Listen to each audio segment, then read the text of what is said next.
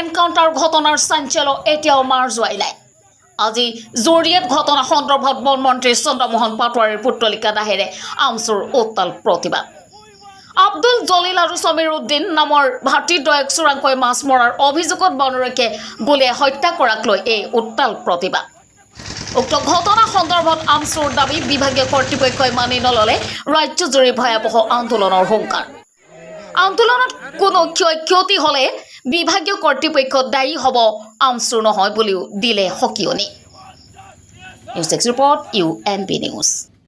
June তাৰিখে নিশা প্ৰায় 2 বজাত ভিংগৰী চাপৰিৰ আব্দুল জলিল আৰু সমীৰ উদ্দিনক বনকৰ্মীয়ে গুলীয়াই হত্যা কৰে চোৰাং মাছ ধৰাৰ অপৰাধত।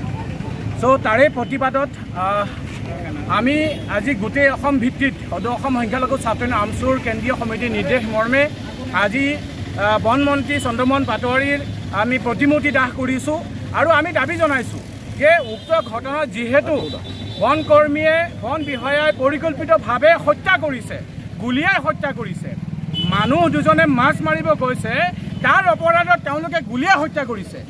এই কাণ্ডক আমি সহজভাৱে ল'ব পৰা নাই, আমচুৱে আমি সহজভাৱে ল'ব পৰা নাই।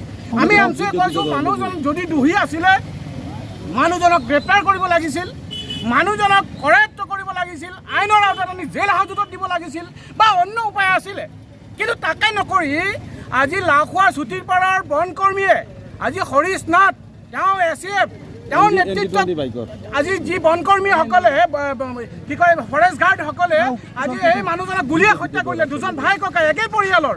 গতিকে উক্ত কাণ্ডক আমি তীব্ৰভাৱে গৰিহণা দিছোঁ, আমি উক্ত কাণ্ডক নিন্দা জনাইছোঁ। ইয়া অসহ্যকৰ, এই হত্যাকাণ্ডক আমি কোনো পৰ্যায় সহ্য কৰিব পৰা নাই।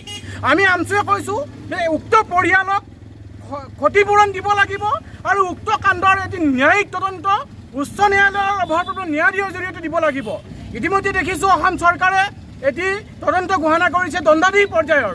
আমি কৈছোঁ যে উক্ত তদন্ত ন্যায়িক তদন্ত হ'ব লাগিব আৰু উক্ত তদন্তত যাতে সেই যোন দোষী বিষয়াই বা সেই দলটোত যোনে গুলীয়াই হত্যা কৰিছিল তাক চিনাক্ত কৰি তাক চাকৰিৰ পৰা অব্যাহতি দি উক্ত তদন্ত হ'ব লাগিব। অন্যথাই আমি আমচুৱে কোনো পৰ্যায় হাত সাৱটি বহি নাথাকোঁ। আজি গোটেই অসমব্যাপী জিলা সদৰত আজি প্ৰতিমূৰ্তি দাহ কাৰ্যসূচী লোৱা হৈছে। আমি ইয়াৰ এগেইনষ্টত আমি আইনীভাৱে আমি এজাহাৰ দাখিল কৰিম। আমি ইয়াৰ যদি আমাৰ দাবীসমূহ মানি নলয়, ভুক্তভোগীয়ে যদি ন্যায় নাপায়, যদি সেই হত্যাকাৰীক যদি শাস্তি নিদিয়ে, আমি গোটেই অসমব্যাপী ইয়াতকৈ তীব্ৰতৰ আন্দোলন সাব্যস্ত কৰিবলৈ আমি বাধ্য থাকিম।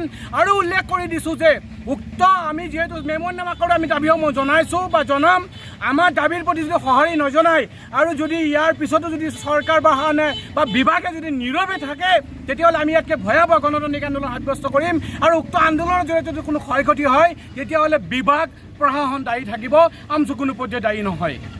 আমচু জিন্দাবাদ, বন বিভাগ হায় হায়, হিমন্ত বিশ্ব শৰ্মা হায় হায়, চন্দ্ৰমোহন পাটোৱাৰী হায় হায়, অসম চৰকাৰ go back, BJP go back।